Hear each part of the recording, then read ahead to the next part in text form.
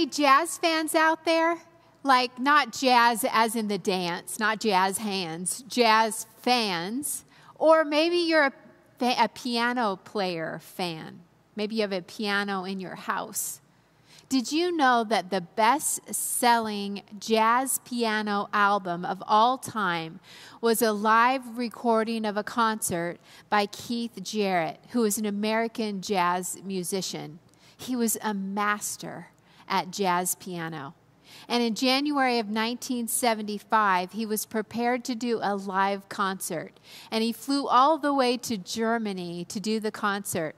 And he had given instructions in advance about the exact kind of piano that they were supposed to have available for him. But when he arrived, the piano was all wrong. It was old, broken down, out of tune. The pedals weren't working. And he was so disappointed and such a perfectionist. He's like, forget it. I'm going home. We're not doing it. But the people at the venue convinced him to stay because it was a sold-out event with 1,400 people planning to attend. So they brought in a piano tuner. He did what he could. But even after hours of working on the piano, they discovered that it was still tinny and weird sounding in the higher registers, and the bass was all wrong, and the pedals weren't working. But even so, he sat down to a sold-out crowd, and he started to play. And when he played, it was absolute magic. Many say it was the best performance of his entire career. And the recording that they made that night is the best-selling jazz piano of all time still today.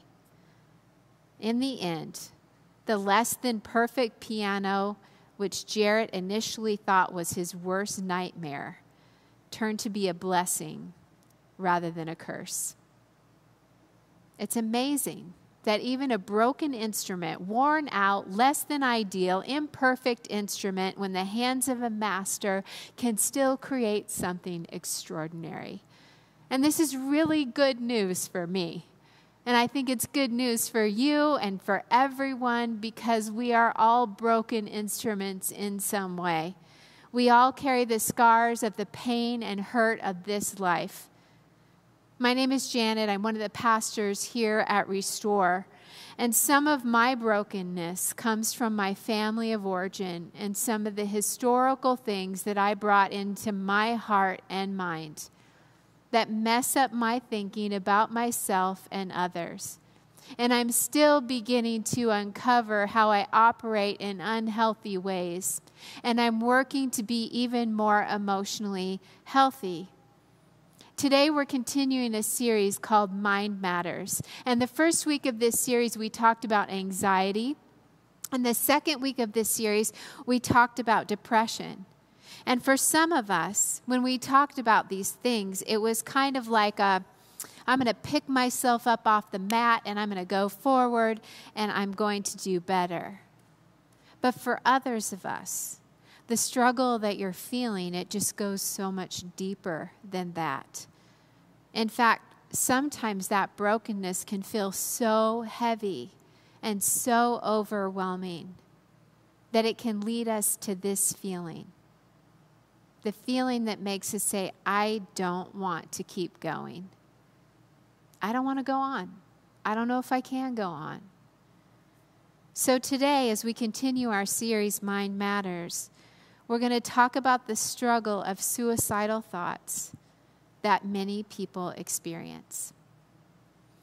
And before we go any further, I just want to say two things. First, we're going to have this banner on the screen. And the banner is for the National Suicide Prevention Lifeline. And if at any time during this talk, if you're struggling, would you please call that number? Just call that number. They're experienced and they want to help. And second, I want to acknowledge today that there's people watching that have had a family member or a friend, they've lost them to suicide. And I can't imagine the weight that this has for you as you watch this today. And I just want to say I'm sorry. I'm sorry. And I want to tell you that you're not alone and that there are people and friends that want to walk with you in your journey. Anxiety, depression, and suicide are such challenging things to talk about. And however these topics are talked about, I think it's super important to remember that it's worth talking about because it's part of our human experience. And we believe that the church should be a brave space where we talk about all of the aspects of life. And we believe that God really cares about our mental health. We know this from Jesus' words written in Luke 10:27. Love the Lord your God with all your heart, with all your soul, with all your strength, and with all your mind. God cares about our entire being, physical, spiritual, emotional, and mental. Our goal with this series has been to break the silence and be a brave space, to remove the stigma and encourage all of us to find help, and the help that we need to live life to the full. And even though the topic of suicide is so difficult to talk about, I just want you to hear that if this is something that you are personally struggling with, I want to say you are not alone. You are not alone. These statistics are from 2017, put out by the Center of Disease Control. And in the year 2017, over 1 million people died from suicide worldwide. Suicide is the 10th leading cause of death in the United States and the second leading cause of death for teenagers between the ages of 15 and 19. There are more than twice as many suicides in the United States than there are homicides. And for every single suicide, there's 25 attempts. So, how does what's going on in the world of those statistics match what's happening in the local church? Here's some other things that we know. 49% of pastors say they never or rarely speak to their congregation about mental illness. And 65% of church attenders say that if they have a family member with mental illness, they want their church to talk openly about it. 76% of church attenders say suicide is a problem in the community that needs to be addressed. But 4% of church attenders who have lost a loved one to suicide said that their church leaders were aware of their loved one's struggles. So only 4% had church leaders that were aware of their struggles. That means 96% did not know anything about the loved ones of those attended that church struggle with suicidal thoughts.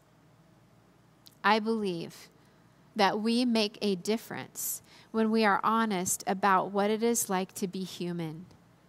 And then we take our human experience and we invite God into it. And when we do that, we have a chance of bringing hope to ourselves and hope to others. So if we look back in the Bible, in the book of Genesis, the moment that Adam and Eve in the garden, things become less perfect for them at their own choices and decisions, but things become less perfect for them. And the moment that happens, what do? They hide from God. They hide from God when things get dark. And I can so relate to that. I know that the darkest parts of myself, I want to hide them from myself. I want to hide them from others. And I particularly want to hide them from God. But our greatest hope in dealing and healing is to bring what's dark into the light and let others know. When I was interviewing my friend Patty Cogswell, who's a licensed therapist, and I interviewed her a few weeks ago, and I remember she said, anxiety grows in the dark. And it made me think, if anxiety grows in the dark, then depression grows in the dark, and maybe everything difficult in our lives grows in the dark. Perhaps everything broken grows in the dark. So in this series, it's our attempt to bring what's in the dark into the light and give examples of how to come to God with our darkest parts and how to come to each other with our darkest parts. Because as God's creation, we matter. We matter to God and we matter to others. As God's creation, you matter. You matter to God, and you matter to others. Today, I've invited Adam Lynch, who's a licensed marriage and family therapist, to join me in this conversation. Now, Adam's been practicing as a counselor for 11 years. And what's unique about Adam is he went to seminary. And so he combined the disciplines of theology and psychology together. And I think that gives him a really unique perspective. So I'm excited to have Adam share his wisdom, education, and expertise with us on this topic of suicide. Adam, thank you so much for being with us today. I really appreciate your perspective and helping us just look at this really difficult issue. And so I'm just going to start off with, we know that this is a hard topic. It's hard for me to talk about. It's probably hard for people to hear. And so help us frame why it's so difficult to talk about the topic of suicide. Yeah, I think it's scary. I think it's something we don't talk about often. I think it's something that really, when we do consider the conversations we have with people, a lot of times it's about positive things or good things about life and, our faith. And we don't really know how to talk about things that are really heavy and really scary and despairing, and maybe don't want to say the wrong word either, or to minimize someone's experience, or to push them into a place that we wouldn't intend for them to go. So yeah, I think that's so true and helpful. It is scary. Sometimes we do worry, I'm going to say the wrong thing if I talk about it. Right. So thank you for helping us create a safe space to talk about this today. Yeah. So what would you say? I know there's probably some family members or friends of people who have chosen suicide. And this is going to be a really hard moment for them to listen in. What would you say to those friends or family members? Right. It's a tragic experience. I'm thinking of just the clients that I've had who have felt that loss, or personally people who felt that loss of a loved one by the choice of suicide. And the only reaction I would have is that you mourn with them, you grieve with their loss. It's obviously a sad thing. It's painful. And so I think the appropriate response is to mourn with those who mourn. Yeah. And then I also think of, there's a cost there, a loss of a relationship. And so whether that was a friend or a sibling or a spouse or a dad or a mom, just thinking of the hole that can leave in someone's life and heart, and to think about, hey, this is what we're going to do to kind of help fill that hole, even though it can't truly be filled. It's just bonding and becoming one and together in community, helping that person kind of heal from that loss, from that hole that's left. Yeah, so good. So what's behind suicide? Like, what are the root issues that would lead someone to have thoughts of suicide? Right. I think it's incredibly complex. I'm not sure there's any one particular thing that leads someone to get to that place. But I would say that, there's a development of things, or maybe a combination of things. That could be the way that people handled their anxieties or emotions in their family of origin, their upbringing. It could be traumas, a series of traumas. It could be feelings of oppression. And there's just this buildup of kind of hopelessness and that leads someone to get to that place. And so, yeah, I don't know if there's a particular reason. And in fact, it might be more of a combination of reasons. But one thing I do know is there's no telling who or what or when necessarily is struggling with that. A lot of times, it can come from any combination of life experiences, or it can be someone who's wealthy, not wealthy, middle class, white, Black, Asian, Hispanic, all kinds of different demographics. And so just recognizing that, hey, we don't always know, and that's okay. So what should people who have a friend who they are like, I think my friend's struggling with this, or my friends even told me that they're struggling with the idea of suicide, what would you want us to know to help our friend? Sure. I think it's really important to be a safe place, and maybe that word is used too often, but I think it's just the most sufficient word to describe. I think people can be shocked and surprised and overreact, and I actually would say that that's not super helpful. And I know that maybe that's just the way you feel in the moment, but to understand that people struggle with things all the time, that we shouldn't necessarily feel surprised, that talking about mental health issues is actually really crucial to developing relationships. And so understanding that if someone says something like that, to act shocked and surprised kind of creates this feeling of not being a safe place. And I think being able to respond and do so in a healthy way and in an encouraging way or a supportive way, to me, you end up not really even talking exclusively about suicidal ideation, but you end up talking about all the things that have, kind of gotten them to that place. And so you really only talk about it for a short period of time, but you talk about a lot of other stuff and a lot of other anxieties and stuff that they've been through the majority of the time. Yeah, so being with them in the moment is exactly. maybe more important than anything else. Right, yeah, right. Thank you for that. So what I think is unique about you and why I'm excited to have your perspective today is I know that you are a therapist who went to seminary. And so you have both the discipline of psychology and theology together in your experience.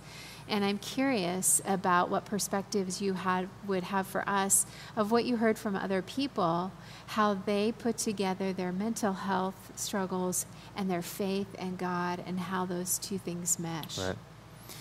Yeah, it can seem like a very complex relationship to talk about theology and psychology.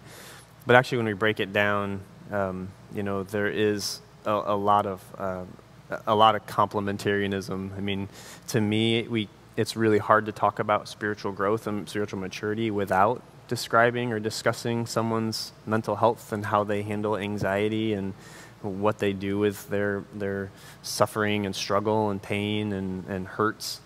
And so I think in order to have a healthy perspective of someone's spiritual maturity, you have to have a pretty healthy perspective of their mental health. So what you hear a lot of times is those two need to exist separately. You need to, in mental health issues, it's a matter of a lack of faith or a lack of prayer, a lack of commitment to their relationship with the Lord.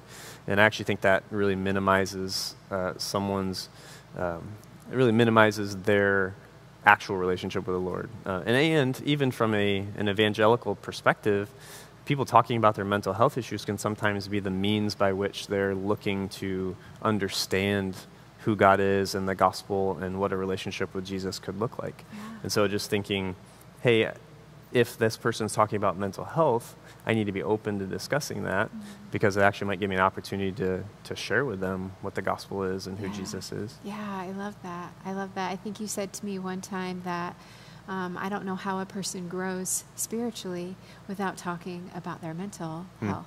And I thought that was a really, really wise perspective. So what would you say to someone right now who's like, I'm right there, like I have thoughts of suicide? What would you say to them as a point of encouragement? Sure. Yeah, I think it's really important to validate when someone's feeling like that. I think it's really important to to be willing to kind of be a safe place. And so even just saying I'm sorry for the way that you're feeling, I think it's, this isn't something that should be handled alone. It should be handled ideally in the context of a relationship. And so being able to encourage you to really reach out to someone who can be that safe place, who can be that support. Maybe being a part of a church where these conversations are happening is a really good place to be, because that allows you to be able to come forward and say, here's what I'm struggling with. Can you put me in contact with someone who might be able to walk me through this and be a help? That's great, Adam. Yeah. Thank you so much. I feel so blessed and honored that you took your time to share with us, and I really appreciate it. Thank you. Yeah, thanks. Thank you. I'm so grateful for counselors like Adam who have a faith in God along with expertise, experience, and education. And that can help us take our next steps out of those dark spaces. One thing I really love about the Bible is that the stories of the Bible as well, they're so honest about our human condition. I mean, all throughout the Bible, there's stories about the human condition that are so real and so broken. And then there's writers of the books of the Bible who talk about their own difficulty and brokenness, especially David, of David and Goliath fame, He wrote in the book of Psalms so often about his own personal despair. And I'm reminded of my friend Annie, who I know from my time in living in the Chicago area. And she shares her story of pain and despair, while also she's someone who loves God and is after God's own heart. The same thing they said about David, a man after God's own heart. Even though he had words of despair and difficulty, I see those same things coming together in the life of my friend Annie. So watch with me as she shares her story for you. When I was in 7th grade, I remember an 8th grader at my school had died by suicide, and the interesting thing is I heard through the parents, they were kind of talking and whispering, so it helped me understand, like, oh, this is kind of a touchy topic or a secret topic. Then I went to high school, and one of my junior classmates died by suicide in the building while I was there. Then in college, I had a friend, Jeff, who I also lost to suicide, and I just remember feeling like there was so many people around me that were taking this option. It did become overwhelming. It was really interesting when I found myself in that spot, feeling completely and totally hopeless and wanting to really just kind of escape all of the pain. There was a part of me that said, oh my gosh, I would never do that to the people I love. But there was another part of me that also understood, like, my pain was so intense, people around me couldn't understand it, and I felt like if they could understand it, they might understand my decision or where my mind was going, what I was thinking about. In my sophomore year of college, I had been depressed for a while, just really had a hard time functioning. I had been struggling with a stomach ulcer, and the doctor had given me some really strong muscle relaxers, actually. And ironically, my mom is a nurse and had kind of offhandedly made the comment to me that I needed to be really careful because if I took too many, I could die, my heart would stop, it's a muscle. And I remember kind of just sitting in my room in the dark with the bottle thinking, I know that if I took all of these, I could just peacefully go to sleep and never wake up, and that felt really appealing. But I will say there was a small piece of my brain that was able, the logic was able to hold on to, like, I want to die in this moment, but I don't want to be dead. I knew there was a permanency to that decision, and I think that kind of held me back. Like, I wasn't ready maybe to commit to something so permanent. I actually took the bottle of pills and I went a couple doors down to my friend Jen. It was maybe 11 or 12 at night, knocked on her door and just said those exact words to her. I want to die, but I don't want to be dead. And she, thank goodness, kind of took me in, took the bottle of pills away, sat with me, talked to me about my value in her life and some of her own struggles and relating and validating my feelings of where I was at. And the next morning walked me to the counseling center and got help from people that we knew and trusted. So now that I've I would say, gone on my own healing journey over the past probably 30 years and been a therapist for a good portion of that. I work a lot with clients who are suicidal, and I've come to realize there are certain patterns and themes. Like, one thing is that idea of really tunnel vision. The whole world kind of shrinks, and people can convince themselves, my family, my friends, whomever, they'll be fine. In fact, sometimes people think they'll be better off. They, again, see that others' pain as like temporary, and they see their own pain as really permanent. And while that's scary to hear, we need to be able to give people the environment where they can freely say that, so they're not holding that all on their own. I think oftentimes we, in our fear, hear that and freeze and say, I don't want to say the wrong thing, so we say nothing, and then that person is left with, okay, so no one cares. When in reality, they just want someone to care by asking more. How are you? What can I do? For me, my own path to healing, it really started in counseling and reading some books, and I would say my education was a lot of my healing too. But when I came back to church, I think I became alive again on the inside, and God healed me in ways I truly never thought possible until I felt it and experienced it. I made a decision when I had clarity of mind that even in times of mental anguish, when I felt hopeless, suicide was not going to be an option. Like, I had to logically decide this was my boundary. Regardless of how I feel, because when we make decisions from that emotional place, we disregard logic, and the reality of logic is we are affecting our family and friends, and their lives are changed forever. You know, when clients will say to me, they'll be fine and they'll go on, one of the things I say is, you need to understand their lives will be forever changed. I don't want you to make this decision, but if you do, that's your choice. I want you to know the reality that their lives will be forever changed. When I think back to if I had made the decision when I was 20 years old, and it's been 25 years since then, the joy I've been able to experience, the lives I've been able to connect with, my husband, my children, the good far outweighed the bad. And once I got help and the support I needed, and truly once I found my way back to God, like, those things healed me totally and completely to where this thing that happened in my life I could actually turn around and use to help other people. It heals me as it heals others. I mean, that's the cool thing about it. I'm so proud of Annie, and I so appreciate that in hindsight, she can look back and say, I had dark times, but I was not destroyed. The Apostle Paul, he writes a similar story in the book of Corinthians in the New Testament of the Bible. We do not want you to be uninformed, brothers and sisters. He's like, listen, let me tell you the honest truth about the troubles we experienced in the province of Asia. We were under great pressure, far beyond our ability to endure, so that we despaired of life itself. Indeed, we felt that we had received the sentence of death. But this happened that we might not rely on ourselves, but on God, who raises from the dead. The Apostle Paul, he wrote so honestly about those dark times that he experienced in Asia, despairing for his life, as he had already received the sentence of death, like he was at his wit's end.